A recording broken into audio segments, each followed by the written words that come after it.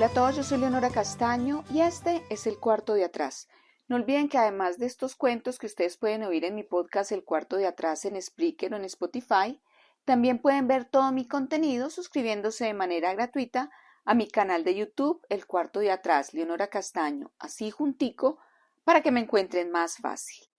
O también, si lo prefieren, pueden seguirme en mi cuenta de Instagram El Cuarto de Atrás 1, donde además del audio y del video van a poder ver todo el contenido que voy subiendo alrededor del escritor que vamos invitando. Porque en El Cuarto de Atrás cada semana invitamos a un escritor y leemos 2 de sus cuentos, ensayos, relatos, partes de su obra, una en el podcast y otra en el video para que podamos conocer un poco más del estilo y la forma de escribir del escritor invitado. Esta semana hemos invitado a Frank O'Connor. Frank O'Connor es un escritor y traductor irlandés nacido en 1903, quien comenzó a escribir desde sus 12 años y que realmente es muy conocido precisamente por sus relatos, por sus más de 150 cuentos, así como por sus memorias.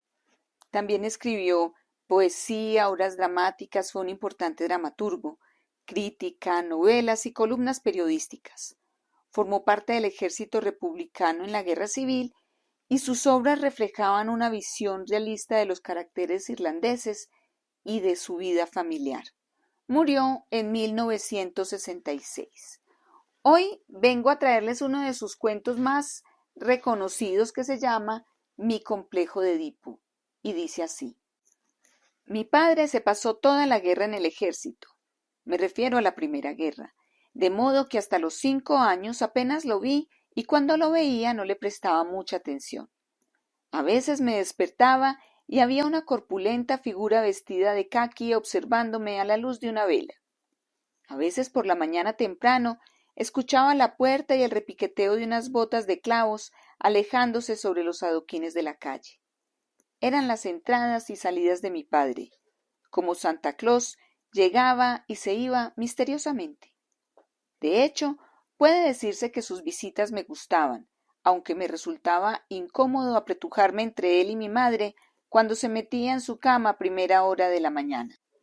Mi padre fumaba, lo cual le daba un agradable olor acre, y se afeitaba, una operación de extraordinario interés.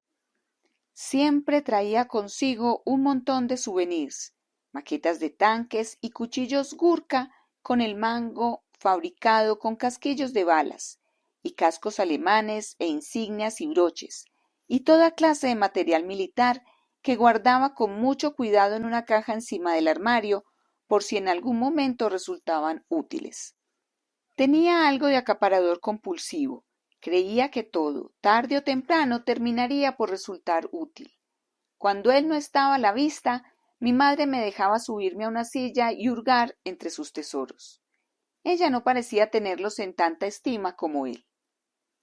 La guerra fue el período más tranquilo de mi vida. La ventana de mi ático daba al sudoeste. Mi madre le había puesto cortinas, pero aquello no tuvo un gran efecto. Siempre me despertaba con la primera luz del alba y con todas las responsabilidades del día anterior desvanecidas. Me sentía como el sol, listo para brillar y llenarme de alegría.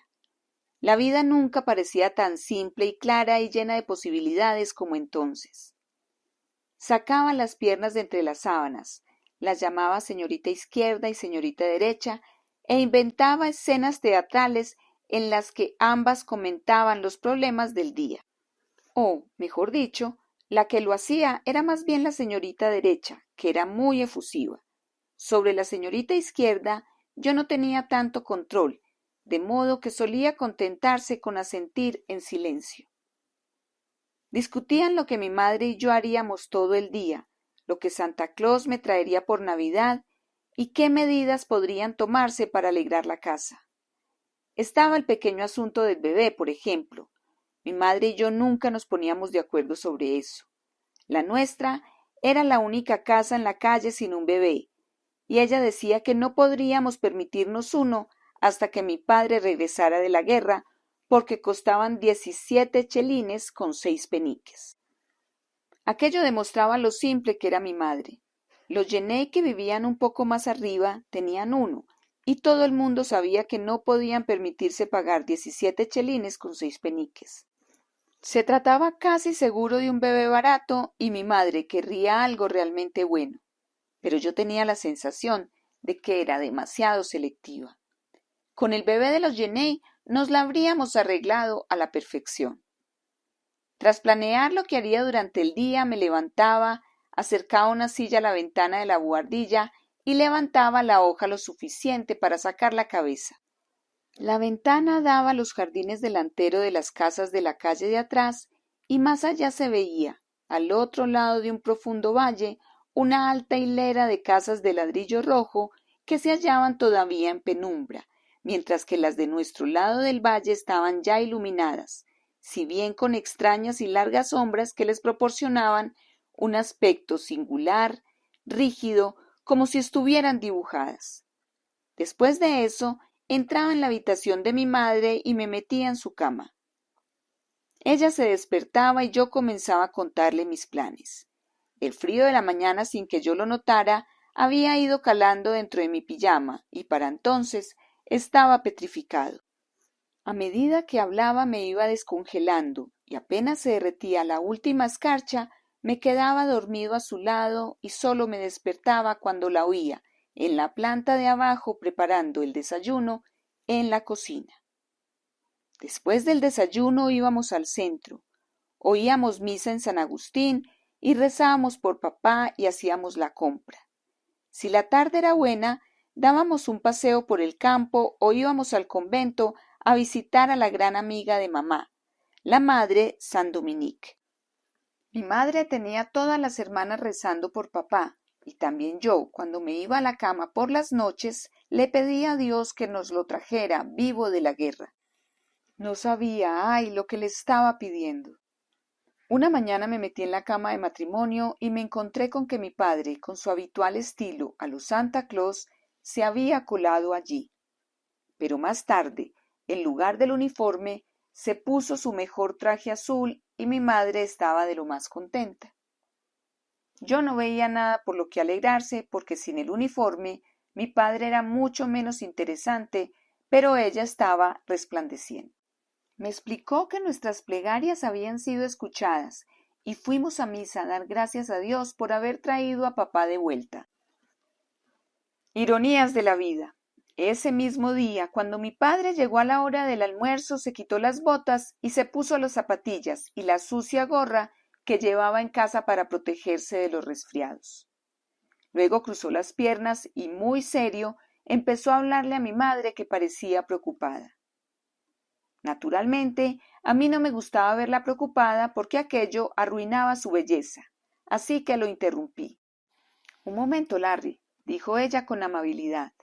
No era más que el comentario que solía hacer cuando teníamos visitas aburridas, de modo que no le di importancia y seguí hablando. Cállate, Larry, dijo con impaciencia. ¿No ves que estoy hablando con papi? Era la primera vez que oía aquellas funestas palabras. Hablando con papi, y no pude evitar sentir que si así era como Dios respondía a las plegarias, no debía de escucharlas con atención. ¿Por qué estás hablando con papi? Pregunté fingiendo tanta indiferencia como fui capaz de reunir. Porque papi y yo tenemos cosas que hablar, así que no sigas interrumpiéndonos. Por la tarde, a petición de mi madre, mi padre me llevó a dar un paseo. En lugar de llevarme como hacía mamá al campo, fuimos sin dirección al centro y me pareció que aquello podía ser una mejora. No era nada por el estilo. Mi padre y yo teníamos ideas muy distintas sobre lo que debía ser un paseo por el centro. A él no le interesaban lo más mínimo los tranvías, los barcos ni los caballos, y lo único que parecía divertirlo era pararse a hablar con tipos tan viejos como él. Cuando yo quería detenerme, él solo seguía adelante tirando de mi mano y arrastrándome tras de sí. Cuando era él quien quería detenerse, yo no tenía más opción que obedecer. Reparé en que el hecho de que se apoyara en la pared era un signo de que quería hacer una parada larga. La segunda vez que lo vi hacerlo me puse como loco. Parecía ir a quedarse allí arrellanado para siempre. Tiré de su abrigo y de sus pantalones, pero a diferencia de mi madre, quien si eres demasiado insistente montaba en cólera y decía «Larry, si no te comportas te vas a ganar una buena bofetada», mi padre tenía una extraordinaria facilidad para ignorarte sin perder la calma. Lo examiné con minuciosidad y me pregunté si me daría por echarme a llorar, pero él parecía demasiado distante para que ni siquiera eso lo afectara. En realidad, era como salir de paseo con una montaña. O bien ignoraba por completo mis sacudidas y mis empellones, o bien me echaba apenas una mirada con una sonrisa divertida. Nunca había visto a nadie tan absorto en sí mismo como parecía estarlo él. A la hora del té empezó de nuevo lo de hablar con papi, agravado esta vez por el hecho de que él tenía el periódico de la tarde y cada pocos minutos lo doblaba y comentaba alguna noticia con mi madre. Aquello era un juego sucio. Yo estaba preparado para competir con él por su atención de hombre a hombre, pero no tenía ninguna posibilidad si a él le allanaban el camino. Varias veces intenté sin éxito cambiar de tema de conversación. «Tienes que guardar silencio cuando papá esté leyendo, Larry», decía a mi madre con impaciencia.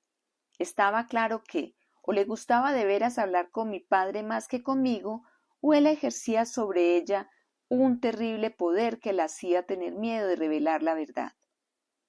«Mami», le dije esa noche mientras ella me arropaba, «¿crees que si rezo mucho, Dios se llevará a papá de vuelta a la guerra?»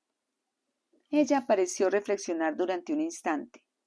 «No, cariño», dijo sonriendo, «no creo que lo haga». «¿Por qué no, mami?» «Porque la guerra ha terminado, cariño». «Pero, mami, ¿no podrá Dios provocar otra si quisiera?» «Eso no le gustaría, cariño. No es Dios quien provoca las guerras, sino los hombres». «Ah», dije yo. Estaba decepcionado. Empecé a pensar que Dios no era tan formidable como la gente creía. La mañana siguiente me desperté a mi hora habitual sintiéndome como una botella de champán. Saqué mis pies de la cama e inventé una larga conversación en la cual la señorita derecha hablaba sobre los problemas que tuvo con su padre hasta que lo llevó a la residencia. No tenía claro qué era la residencia, pero sonaba como el lugar perfecto para mi padre. Luego cogí mi silla y saqué la cabeza por la ventana del ático. El amanecer despuntaba con un aire culpable que me hizo sentir que lo había sorprendido en el acto. Mi cabeza retumbaba llena de historias y proyectos. Franqueé trastabillando la puerta de al lado y en la semioscuridad me colé en la cama de matrimonio. No había espacio en el lado de mi madre, así que tuve que apretujarme entre ella y mi padre. Hacía un rato que lo había apartado de mis pensamientos y ahora, sentado muy recto en la cama, me estrujé el cerebro durante varios minutos preguntándome qué podría hacer con él. No conseguía instalarme cómodamente porque él ocupaba más espacio del que le correspondía, de modo que le di unas cuantas patadas que le hicieron gruñir y estirarse, si bien al final terminó haciendo espacio. Mi madre se despertó y notó mi presencia. Yo, con el pulgar en la boca, me arrellané en la calidez de la cama. «Mami», dije con voz cantarina. «Shh, silencio», susurró ella. «Vas a despertar a papi». Aquella era algo nuevo y amenazaba con ser aún peor que lo de hablar con papi. La vida sin nuestras charlas matutinas me parecía impensable. «¿Por qué?», pregunté ceñudo. «Porque el pobre papá está cansado». Me pareció una razón por completo inadecuada y me ponía enfermo todo aquel sentimentalismo sobre el pobre papá. Nunca me habían gustado esa clase de fusiones, las encontraba hipócritas. «Oh», dije con indiferencia, y después en mi tono más lisonjero, «¿sabes a dónde quiero ir contigo, mami?» «Ah, no, cariño», suspiró ella. «Quiero bajar al Glen y pescar rayas con mi nueva red, y luego quiero ir al Fox and Hounds y...» «Vas a despertar a papi», me riñó en voz baja mientras me tapaba la boca con la mano. Pero era demasiado tarde, ya estaba despierto o casi. Gruñó y alargó el brazo hacia las cerillas. Luego observó atónito la escena que tenía ante sí. «¿Quieres una taza de té, cariño?», le preguntó mi madre con voz queda, una voz sumisa que nunca le había oído usar antes. Sonaba casi como si estuviera asustada. —¿Té? —exclamó él indignado. —¿Sabes qué hora es? Y después de eso quiero ir a Radconney Road —dije en voz alta, temiendo olvidar algo con todas aquellas interrupciones. —Vete a dormir ahora mismo, Larry —dijo mi madre bruscamente. Empecé a lloriquear. No podía concentrarme con la cháchara de aquellos dos y arruinar mis planes matutinos equivalía a enterrar la posibilidad de hacer de nosotros una familia. Mi padre no dijo nada, solo encendió su pipa y le dio una calada, la mirada perdida en las sombras sin prestarnos atención, a mi madre o a mí. Yo sabía que estaba furioso. Cada vez que decía algo, mi madre me mandaba callar. Me sentía mortalmente agraviado. No era justo. Había incluso algo siniestro en ello. Mi madre siempre me decía, cuando yo le comentaba que era absurdo hacer 2 camas pudiendo dormir los 2 en una, que era más sano así, y ahora allí estaba aquel hombre, aquel extraño, durmiendo con ella sin la menor consideración por su salud. Mi padre no tardó en levantarse y fue a preparar té, pero aunque le trajo una taza a mi madre, a mí no me trajo ninguna. —¡Mami! —grité—, yo también quiero una taza. —Sí, cariño —dijo con paciencia—, puedes beber de la taza de mami. Ahora ya estaba claro. O mi padre o yo debíamos abandonar la casa. Yo no quería beber de la taza de mi madre, quería ser tratado como un igual en mi propio hogar, de modo que solo para fastidiarla me lo bebí todo y no dejé nada para ella. También esto se lo tomó con calma. Pero esa noche, mientras me arropaba, dijo con dulzura: —Larry, quiero que me prometas algo. —¿Qué? —No molestar al pobre papá viniendo a nuestro dormitorio por la mañana. ¿Me lo prometes? De nuevo el pobre papá. Todo lo relacionado con aquel hombre insufrible empezaba a inspirarme suspicacia. —¿Por qué? —pregunté. —Porque el pobre papá está preocupado y cansado y no duerme bien. —¿Por qué no duerme bien, mami? Pues verás, como sabes, cuando él estaba en la guerra, mami conseguía dinero en la oficina de correos. ¿En lo de la señorita McCarthy? Así es. Pero ahora la señorita McCarthy no tiene más dinero y papá debe salir a buscarlo. ¿Sabes lo que ocurriría si no lo encontrara? No, dije. Cuéntamelo. Creo que podríamos terminar mendigando como esa pobre anciana que vemos los viernes. Eso no nos gustaría, ¿verdad? No, reconocí, no nos gustaría. ¿Prometes entonces no venir y despertarlo? Lo prometo. Y lo decía en serio, de veras. Sabía que el dinero era un asunto serio y estaba en contra de tener que salir a mendigar como la mujer de los viernes. Mi madre colocó todos mis juguetes formando un anillo alrededor de mi cama, de forma que por donde quiera que yo saliera, estuviera obligado a tropezar con alguno. Cuando me desperté recordando mi promesa, me levanté y me senté en el suelo y jugué durante lo que a mí me parecieron horas. Luego cogí mi silla y pasé unas cuantas horas más asomado a la ventana del ático. Ojalá, pensé, mi padre se levante ya. Ojalá alguien me prepare una taza de té. No me sentía ni muchísimo menos como el sol. Al contrario, estaba aburrido y tenía mucho, mucho frío. Añoraba la calidez y el cobijo de la gran cama de plumas. Al final no pude soportarlo más. Fui a su habitación. Como seguía sin haber sitio en el lado de mi madre, trepé por encima de ella y se despertó con un respingo. —Larry —susurró agarrando mi brazo con fuerza—, me hiciste una promesa. —Y la he cumplido, mami —gemí sabiéndome cogido en el acto—. He estado mucho, mucho rato sin hacer ruido. —Oh, cariño, ¿y estás helado? —dijo compadecida, palpándome de arriba abajo. —Bueno, si te dejo quedarte, ¿prometes no hablar? —Pero quiero hablar, mami —lloriqueé. —Eso ahora no importa —dijo ella con una firmeza que era nueva para mí. Papi quiere dormir, ¿lo entiendes? Lo entendía demasiado bien. Yo quería hablar, él quería dormir. La pregunta era, ¿quién mandaba allí? Mami —dije con idéntica firmeza—, creo que sería más saludable para papi dormir en su propia cama. Aquello pareció aturdirla, porque no dijo nada durante un rato. Ya está bien —dijo al fin—, de una vez por todas, o te quedas callado por completo o te vas a tu cama. ¿Qué eliges? La injusticia me abatió. La había sorprendido en flagrante contradicción e incoherencia, y ella ni siquiera se molestaba en tratar de responder. Con rencor le di a mi padre una patada que a ella le pasó desapercibida, pero que a él le hizo gruñir y abrir los ojos con un sobresalto. —¿Qué hora es? —preguntó aturrullado, mirando a la puerta en lugar de a mi madre, como si viera a alguien allí. —Es temprano todavía —dijo ella en tono apaciguador—. No es más que el niño. Duérmete otra vez. Larry —añadió, saliendo de la cama—, has despertado a papi y tienes que volver a tu cuarto.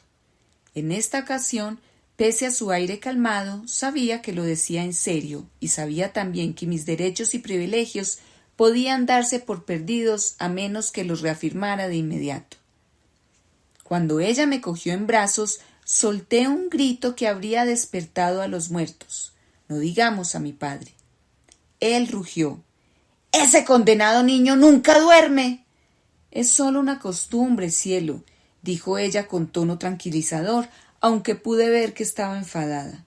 —Pues ya es hora de quitársela —gritó mi padre, empezando a removerse en la cama. De repente tiró de las mantas, se arrebujó en ellas y se volvió hacia la pared. Luego miró hacia atrás por encima del hombro, mostrando tan solo 2 ojos pequeños, oscuros, rencorosos. Aquel hombre parecía muy perverso. Para abrir la puerta, mi madre tuvo que dejarme en el suelo, y yo escapé y corrí al rincón más lejano gritando. Mi padre se irguió de un salto en la cama. —¡Cállate, maldito niñato! —dijo con voz ahogada. Me quedé tan perplejo que dejé de gritar. Nunca jamás me habían hablado nadie en aquel tono. Lo miré atónito y vi su rostro trémulo de ira. Fue entonces cuando comprendí hasta qué punto Dios me la había jugado al escuchar mis plegarias por el regreso a casa sano y salvo de aquel monstruo. —¡Cállate tú! —bramé fuera de mí. —¿Qué has dicho? —gritó mi padre saltando salvajemente fuera de la cama. —Mig, —dijo mi madre—, ¿no ves que el chico no está acostumbrado a tenerte en casa? —Lo que veo es que no le has enseñado modales —rugió mi padre, sacudiendo furioso los brazos—. Se está buscando una buena tunda en el trasero. Todo lo que le había oído gritar hasta entonces no era nada en comparación con aquellas obscenas palabras referidas a mi persona. Me hicieron hervir la sangre. —¡Pégate una tunda a ti mismo! —grité como loco. —¡Pégate a ti mismo! ¡Cállate ya! ¡Cierra la boca! Mi padre perdió la paciencia y se lanzó sobre mí. Lo hizo con la falta de convicción que esperarías de cualquier hombre que se hallara bajo la horrorizada mirada de mi madre, y todo acabó en una mera palmada. Pero la simple humillación de ser golpeado en absoluto por un extraño, un completo extraño que había regresado de la guerra gracias a mi inocente intercesión y se había abierto camino taimadamente hasta la cama de matrimonio, me hizo perder la cabeza.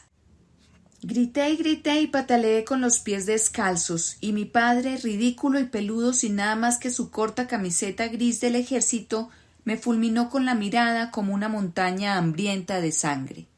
Creo que fue entonces cuando me di cuenta de que también él estaba celoso.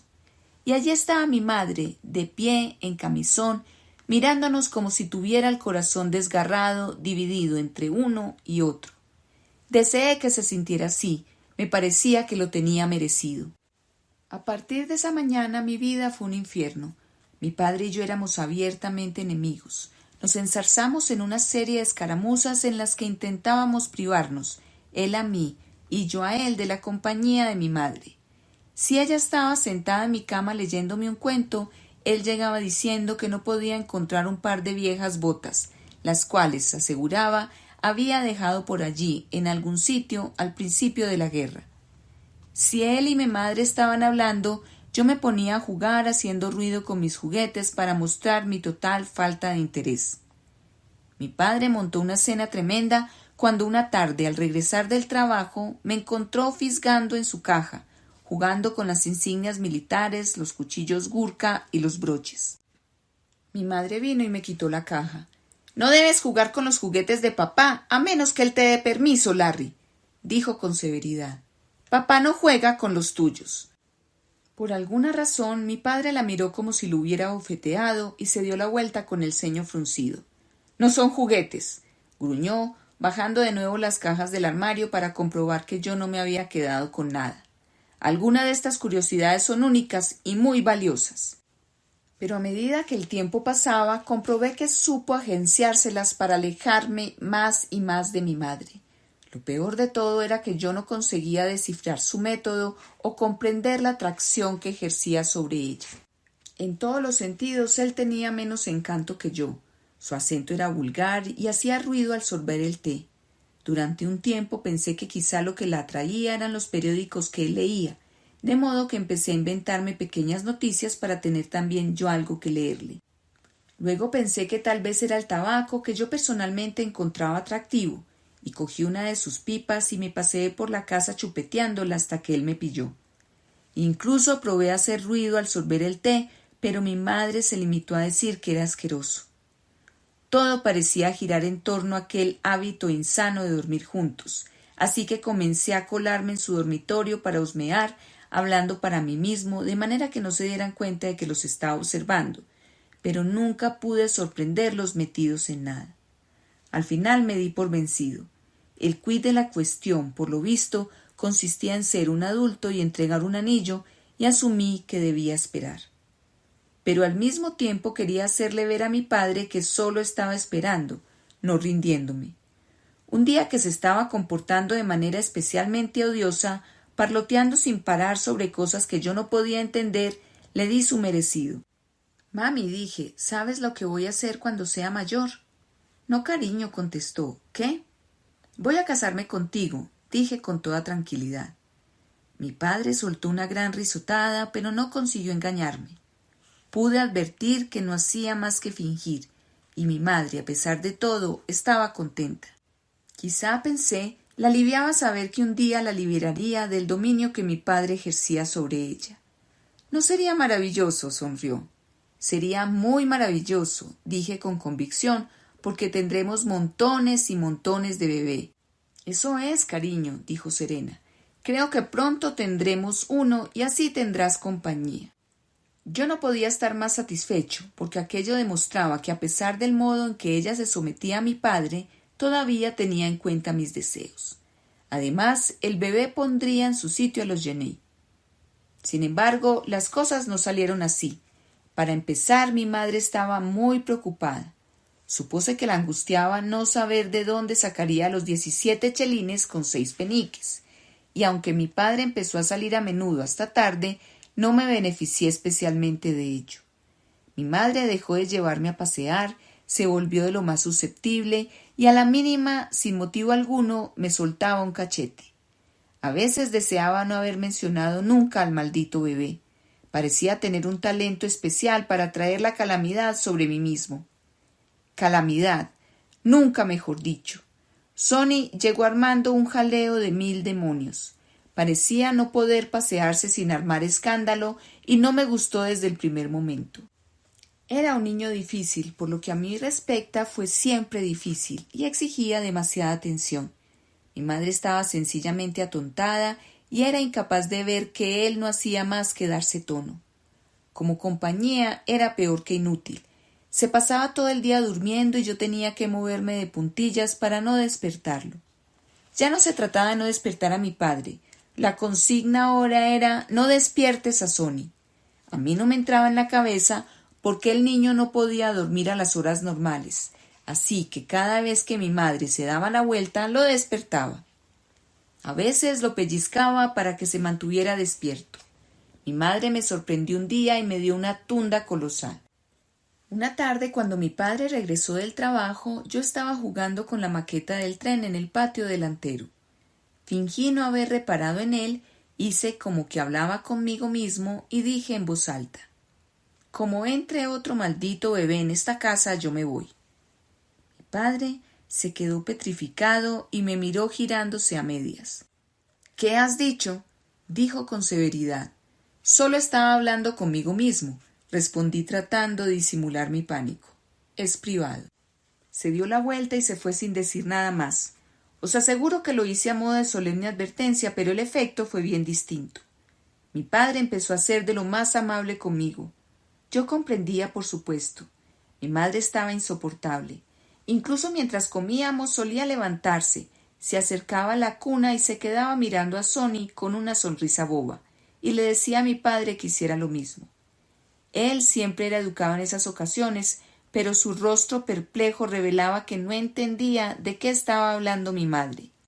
Solía quejarse de que Sonny lloraba por las noches, pero lo único que conseguía era enfadar a mamá, quien aseguraba que Sonny solo lloraba cuando le pasaba algo, lo cual era una rematada mentira porque a Sonny nunca le pasaba nada y no lloraba más que para llamar la atención.